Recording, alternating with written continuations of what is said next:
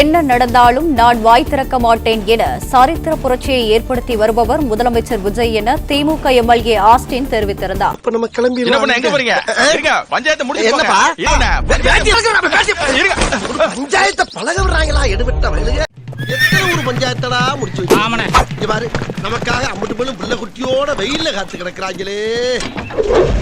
தமிழக சட்டப்பேரவையிலே ஆளுநர் உரைக்கு அந்த நன்றி தெரிவிக்கும் தீர்மானத்தின் மீதான விவாதம் தொடங்கி இருக்கின்றது. திமுக உறுப்பினர் ஆஸ்டின் தொடர்ந்து தமிழக முதலமைச்சர் சி ஜோசப் விஜய் அவர்களை குறிப்பிட்டு விமர்சனத்தை முன்வைத்துக் கொண்டிருந்தார். ஒவ்வொருத்தருக்கு வேகத்தை பார்த்தோம்னா அவன் அருமை வறுமைக்கு ஆபத்து வந்துடும் போல் இருக்கடா, ரொம்ப கவனமா டீல் பண்ணி ஆட்டத்தை கலைச்சிடுறாசா. பேரவையிலே அவர் பேசும் பொழுது சிறுமிகள், பெண்கள் எவ்வளவு பேர் பாலியல் வன்கொடுமை செய்யப்பட்டாலும், அது மட்டுமல்லாமல் வானமே இடிந்து விழுந்தாலும் கூட நான் வாய் திறக்க மாட்டேன் என்று இங்கே உட்கார்ந்திருக்கக்கூடிய முதலமைச்சர் இருக்கின்றார் என்பதாக 12 வருஷமா இது இப்படியே தான் இருக்கு. இதால பேச முடியாது, கேட்க முடியாது, எதையுமே உணர முடியாது. உணர்ச்சிகள் செத்து போச்சு. ஆனா சப்ஜெக்ட் இன்னும் உயிரோட தான் இருக்கு. இதுக்கு நடுவுல நம்ம பசங்க உள்ள பூந்து அங்க ஒரு சம்பவம் ஒண்ணு பண்ணிட்டு டக்குன்னு வெளியே வந்துடுறது. இயற்கை உபாதை கழிக்க சென்ற பெண்ணிடம் கையை முறுக்கி சாதி பெயரை சொல்லி திட்டி அத்துமீறிய தாவேக பிரமுகர். எதுக்கு தோர்த்தற நீ அவளா? எதுக்கு வண்டி நிறுத்தணும்? உங்களுக்கு எம் கொண்டாடி உனக்கு எதுக்கு வண்டி நிறுத்தணும்? இல்ல தாவேக கட்சியில இருந்தா நீ தாவேக கட்சியில இப்படி வந்து தோர்த்த சொல்லுவாங்களா? இதுக்கு நடுவுல நம்ம பசங்க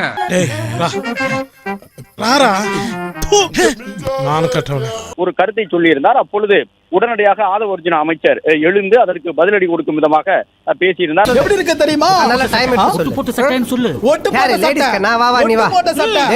என்னடா கடன் வாங்கி காமெடி பண்றீங்க? அதாவது எப்போது பேச வேண்டும், எங்கே பேச வேண்டும், என்ன பேச வேண்டும் என்பதையெல்லாம் எங்கள் முதலமைச்சர் அறிந்து வைத்திருக்கின்றார்.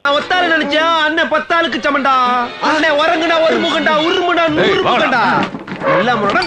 அவர் எப்போது பேச வேண்டுமோ அப்போது பேசுவார். எப்போ செத்ததுக்கு அப்புறமா? நீங்கள் தேவையில்லாமல் விமர்சிக்கும் வகையிலாக இது போன்ற குற்றச்சாட்டுகளை சொல்லக்கூடாது என்று ஆதவ அர்ஜுனா கூறியிருந்தார். அத கேட்க நீ யாரா? தப்ப. அது மட்டுமல்லாமல் ஏற்கனவே இது போன்று நீங்கள் பேசியதால் தான் கொளத்தூரில் என்ன முடிவு வந்தது என்பது அனைவருக்கும் தெரியும். மாட்டு துணியை தூக்கி பார்த்த மூதேவி தீயில எச்ச துப்பி கொடுத்துருவாங்க. அம்மா அம்மா 10 சீட்டு மட்டும் பிச்சை போடுங்கம்மா, புண்ணியமா போகும்.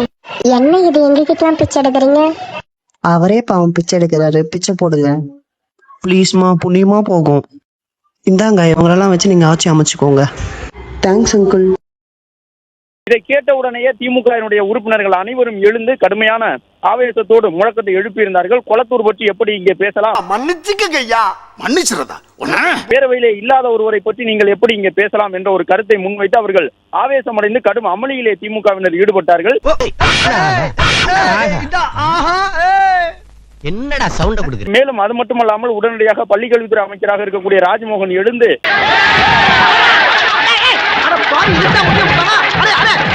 எனவே தாவேகா மற்றும் திமுக இடையிலான நேரடி வாத பிரதிவாத மோதல் என்பது தற்போது தமிழக சட்டமன்றத்தில் தொடங்கி இருக்கின்றது.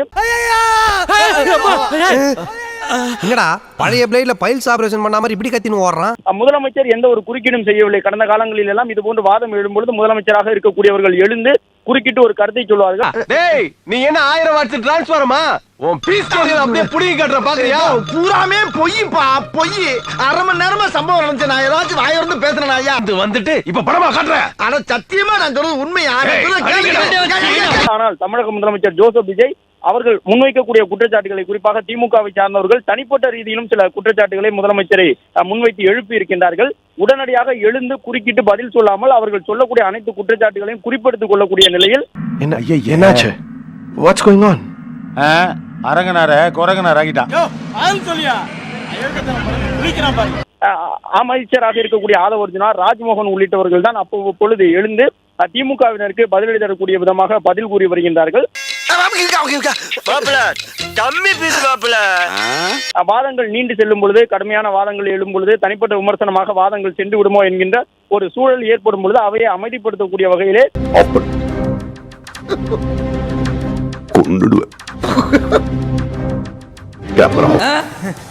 வெக்கம் கேட்டவங்களா, இதுக்கு ஏன்டா வெள்ளையும் சொல்லியுமா அலையறீங்க? அதாவது சட்டமன்றத்துல இனிமேல் முழு நேரமும் நாங்க நேரலையை போடுவோம். நேரலை வந்து எந்த ஒரு காரணத்தினாலும் நிறுத்தப்படாது. அங்க நடக்கிறத மக்கள் அப்படியே தெரிஞ்சுக்கலாம். சட்டமன்ற நேரலையை வந்து தாவேக்கா ஒருபோதும் நிறுத்தாது, அப்படி இப்படின்னு வாயில வடை சுட்டதுதான் ராஜ்மோகன். அது வேற வாய், இது நார வாய். ராஜ்மோகன் பத்திரிகையாளர்கள் தயவு செய்து சட்டமன்றத்தை வெளில விட்ட வந்தது வாய்க்கு நேரா நல்லா மைக்க நீட்டுங்க. இந்த மதம் கொண்ட யானைய மண்டி போட வச்சு நீ நினைக்கிற மாதிரிலாம் ஒண்ணு இல்ல, மானமங்க படுத்திட்டானுங்க. இந்த கருந்தலுடைய கொடுக்க கேவலம் ஒரு கத்திரிய வச்சு கட் பண்ணிட்டானுங்க. கொடுக்க மாட்டேன் நான் எங்க எப்படி இருக்க வேண்டியவன்? இந்த ஏரியா, அந்த ஏரியா, அந்த இடம், இந்த இடம் எங்கேயுமே எனக்கு பயம் கிடையாதுடா. எப்ப நீ ஃப்ராட் பண்ணி ஜெயிச்சிடலாம் நினைச்சியோ அப்பவே நீ தோத்துட்டடா. உயிருக்கு வந்து பாதியில விட்டுட்டு போற பழக்கம் எனக்கு கிடையாது. எங்கேயும் எப்பவும் எதுனாலும் கண்ணுல நெருப்போட, கையில முறுக்கோட, நெஞ்சில தில்லோட ஒத்தையாடுன்னு சமாளிக்கிறான் பாரு. ஆமா, கையால் அணைகட்டி தடுக்கிறதுக்கு நான் ஒன்னும் கால்வா இல்லடா. நீ என் நகத்தை வெட்டினா நான் விரல வெட்டிருவேன். நீ என் விரல வெட்ட நினைச்சாலே நான் கையை வெட்டிருவேன். நான் வெறும் கையோட அலைஞ்சதை விட அருவாளும் கையுமா அலைஞ்ச தாண்டா அதிகம். மானத்துக்கு தாண்டா பயப்படுவான் இந்த ஆதி, மரணத்துக்கெல்லாம். எப்ப காப்பாத்த போறீங்கன்னு கேட்டா என்னென்னமோ சொல்றீங்க. யோ, நான் என்ன பண்ணணும்? என்ன சார் பொறுப்பு இல்லாம பேசுறீங்க? உங்களை நம்பி தானே சார் நாங்களா இருக்கோம். வெறும் 5 பேர் உங்களால அடிக்க முடியாதா? யோ, அதெல்லாம் சினிமா, பைத்தியக்காரத்தனமா உளறாத. நான் உளறேனா? நான் பேசி திருத்தினது நிஜமான இல்ல, ஜூனியர் ஆர்டிஸ்ட். நான் சொன்னா கேட்பாங்க. இவங்கிட்ட நான் போய் அப்ப எதுவுமே பண்ண மாட்டீங்களா? 26/5/2026 அன்று மேகதாது பிரச்சனைக்காக பிரத்யேகமாக தனி நடுவர் மன்றம் அமைப்பது குறித்து சட்ட வல்லுநர்களுடன்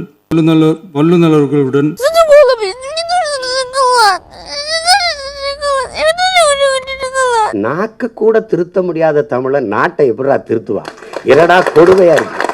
நான் கேட்டது, உண்ணாவிரதம் இருந்தாங்க, முதலமைச்சராக இருந்தது கலைஞர் அவர்கள் இதற்காக பல போராட்டங்கள் நடத்தினார். அண்ணன் ஸ்டாலின் அவர்கள் பல தீர்மானங்களை நிறைவேற்றி இருக்கிறார்கள். அது மட்டும் இல்லை, இதுவரைக்கும் முதல்வராக இருந்த அத்தனை பேருமே இதற்காக நாம பேசி இருக்கிறோம், போராடுகிறோம், சட்ட ரீதியாக நாம் அதற்கான தீர்வுகளை காண்கிறோம். இந்த ஃபீல்ல நான் பாட்டு கேட்டேன், ஆனா அவர் எனக்கு கொடுத்தது. தனி நடுவர் மன்றம் அமைக்க ஏற்கனவே தேவையான சட்ட நடவடிக்கைகள் எடுக்கப்பட்டு வருகின்றன. எனவே எதிர்க்கட்சி தலைவரால் அளிக்கப்பட்ட கருத்தினை 4வது பத்திக்கு அடுத்து கூடுதலாக சேர்க்கலாம் என மாண்புமிகு பேரவைத் தலைவர் அவர்களை கேட்டுக்கொள்கிறேன். என்ன கேவி கேவி அழுகுறான்?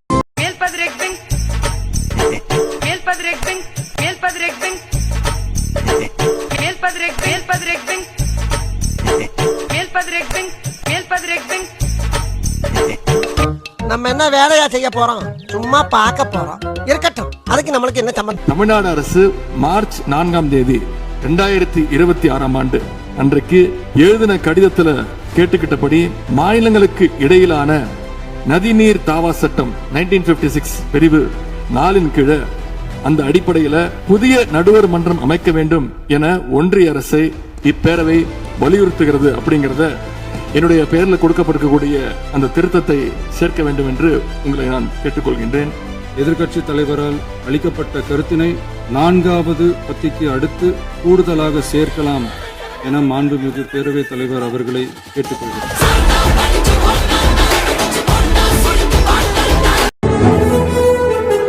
பாட்டிலுக்கு 10 ரூபா, பாட்டிலுக்கு 10 ரூபா, பாட்டிலுக்கு 10 ரூபா, பாட்டிலுக்கு 10 ரூபா. ஆவனா எல்லா ஒயின் ஷாப்லயும் போய் 10 ரூபாய் அதிகமா இருக்கு, 10 ரூபாய் கூட்டி வைக்கிறாங்க அப்படின்னு சொல்லிட்டு ஒரு மொபைல வச்சுட்டு கேமரா எடுத்துட்டு பிரச்சனை பண்ணிட்டு இருக்கீங்க நிறைய பேரு. அது தமிழ்நாடு கவர்மெண்ட் சரியில்லை அப்படி இப்படின்னு சொல்லிட்டு குடிச்சு சாவ போறது நீங்க. 150 ரூபாய் கொடுத்து சாவறதுக்கு குடிக்கிறீங்க. என் கூட 10 ரூபாய் போட்டு குடிச்சா உங்களுக்கு என்ன பிரச்சனை? என்னப்பா என்ன பண்ற? இன்னும் எவ்வளவு பொய் தான் சொல்ல காத்திருக்கீங்க? ஏற்கனவே பொய்ய சொல்லி சொல்லி சொல்லி ஆட்சிக்கு வந்துட்டீங்க. பாட்டிலுக்கு 10 ரூபா நீங்க, அதுக்கு பதில் இல்லை. இன்னைக்கு என்ன பஞ்சர் ஆயிடுச்சா? நெல்லு முட்டைக்கு 40 ரூபா வாங்க மாட்டேன்னு சொன்னீங்க, இன்னைக்கு அதை வேற சொல்றீங்க. அப்ப பொய்யா சொல்லி ஆட்சிக்கு வந்துட்டு இன்னும் வாயை திறந்தா பொய்.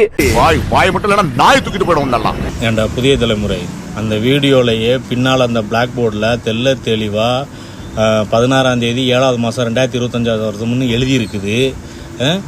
அந்த போன வருஷம் நடந்த விஷயத்த ஒரு வருஷம் கழிச்சு இன்னைக்கு நடந்த மாதிரி தாவேகாவுக்கு ஆதரவா நீ வந்து சோத்துக்கு பீயத்துக்கிற நாய்களா? டேய் ஏண்டா டேய் இப்படி ஒரு பொய் செய்தியை பரப்பி அப்படி என்னதான் நீ சாதிக்க போறதா நினைச்சுக்கிட்டு இருக்கிற? அப்படி என்னதான் எவ்வளவுதான் நீ விலை போயிருக்க முதல்ல? கொஞ்சம் கூட வெக்கமே இல்லடா உங்களுக்குலாம். நோ சூடு நோ சர்ணை நோ ப்ராப்ளம் இஸ் பிராண்ட். எங்க சுப்பிக்கிட்டு இருக்க? என்ன இத கேளுங்களேன். தமிழ்நாட்டு வரலாற்றுல ஒரு சிபிஎஸ்சிக்கு ஃபர்ஸ்ட் என்ஓசி 30 லட்சம் 50 லட்சம் வாங்குற என்ஓசி இலவசமா தேடி கொண்டு அமைச்சர் கொடுத்தார் என்பது உண்மையிலே வரலாற்றில் முதல் முறை. ஏன் இப்படி புழுகுனி பள்ளிக்கு பிறந்தவனே? சிபிஎஸ்சின்றது சென்ட்ரல் போர்டு ஸ்கூல். சின்ன குழந்தைக்கு கூட அது தெரியும். அது வந்து தமிழ்நாடு அரசு கட்டுப்பாட்டுல இல்ல. எந்த மாநில அரசும் சிபிஎஸ்சி ஸ்கூல்ல கண்ட்ரோல் பண்ண முடியாது.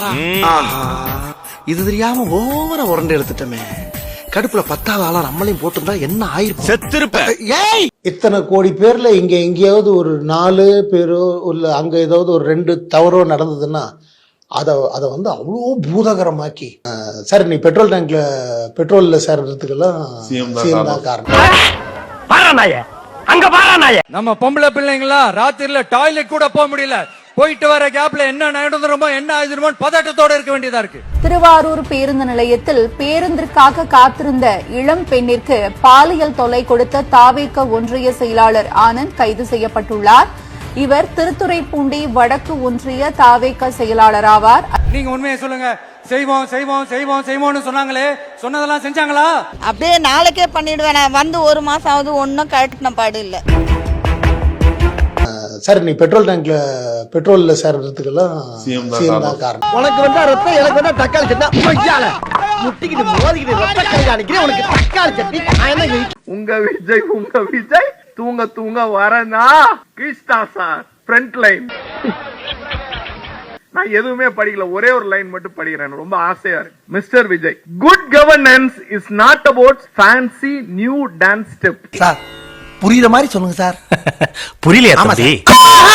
கூட்டு உட்கார வச்சு பொட்டு வச்சு மாலை போட்டு ஆரத்தி எடுத்து அப்படின்னு காரி மூஞ்சில துப்பிட்டான். என்ன கோபத்துல இருந்தான அளவு பான் கூட அப்படியே காரிய மூஞ்சில துப்பிட்டான். என்னன்னு, good governance is not about a fancy new dance. It's about consolidating Tamil Nadu as the leading state.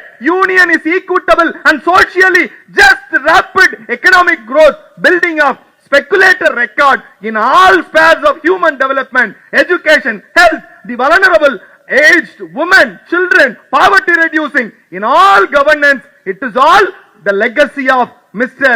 Muthuvel Karunanidhi Stalin should be followed. காடிச்சு கொதறிடுவேன். வரவே போறவெல்லாம் மாவாடிட்டு போறானே.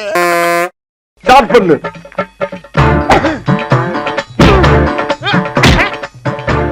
இங்கிட்டு வா. அப்படியா. படைக்கலடி.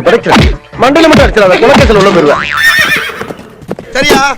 உங்க வீட்டு பிள்ளையா நினைச்சு எல்லாரும் என்னை மன்னிச்சிருங்க.